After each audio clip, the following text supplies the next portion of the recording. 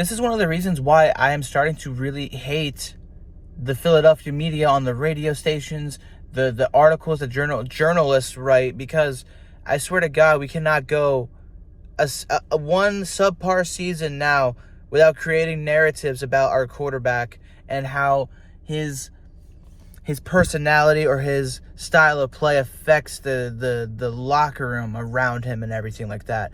Apparently, the Philadelphia Inquirer had an interview with return specialist Britton Covey and asked him about Jalen Hurts, and he talked about how, and this is air quotes, about how his stoic and serious personality deemed him to be very intimidating and difficult to approach, which Britton Covey would come onto Twitter and immediately respond saying, never said any of that. He was asked about how his stoic personality was and talked about how much of a great leader Jalen Hurts was, and how even with the bottom of the barrel, back of the line wide receivers like Britton Covey, Hurts would actually go out of his way to sit with him and talk with him at lunch and hang out with him and get to know the man.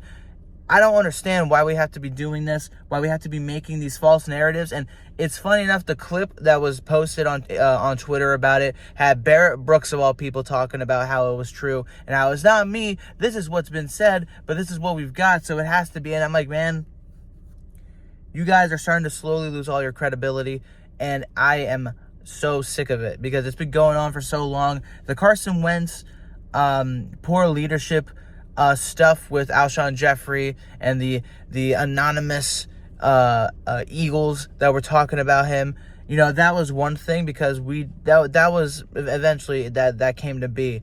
This right now is a team with a lot of talent that has issues that are not at all about the players. They are 100%, at least not for the most part, 100% about the coaching, about the scheme. And we do not need to be dealing with more unnecessary drama and made-up storylines, pinning our star franchise quarterback that we just inked to a huge deal, mind you, making him sound like he's the bad guy in this situation all of a sudden. Like, this is not what we need right now. They're not doing this in Dallas. They're not doing this in New York. They're not doing this in Kansas City. They're not doing this where people are winning and making friends and becoming dynasties. They didn't do this with Tom Brady. They didn't do this with Pat Mahomes. They didn't do this with any of these guys that we've seen in the past several decades become what we are trying to become, what we want to be. You're not seeing that happen. But, of course, here in Philadelphia, it's different. It's so different because our media and our fan base is so diehard, right, that we have to do this. This is not what diehard fans do. This is not what the media does. I don't see people on ESPN or Fox or anybody talking about this. But in Philadelphia, the Philadelphia Inquirer is going to start this stuff up on Twitter. It's unbelievable. And I'm tired of it. I'm just tired of it, I actually wanted to talk about Cliff Kingsbury and all the offensive and defensive coordinators that the Eagles have been reaching out to over the past few days, because I'm kind of taking days off because of school. I'm on campus right now, but no, I can't even do that because we have to talk about this unnecessary drama that is being spewed by the Philadelphia media, and I'm tired of it, man. Barrett Brooks, all of you, I'm tired of it.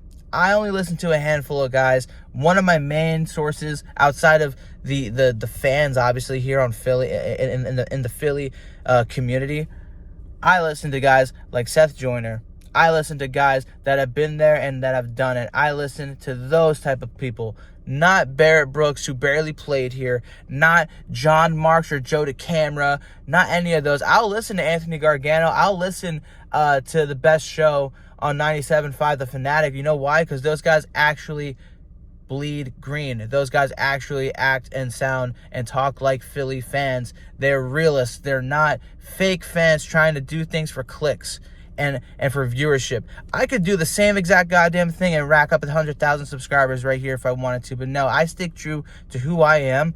And I don't care if I only have 1,200. And by the way, thank you for hitting that 1,200 mark. You guys are awesome. And you guys are the real fans right now. Because this media, not it, bro. This is not it.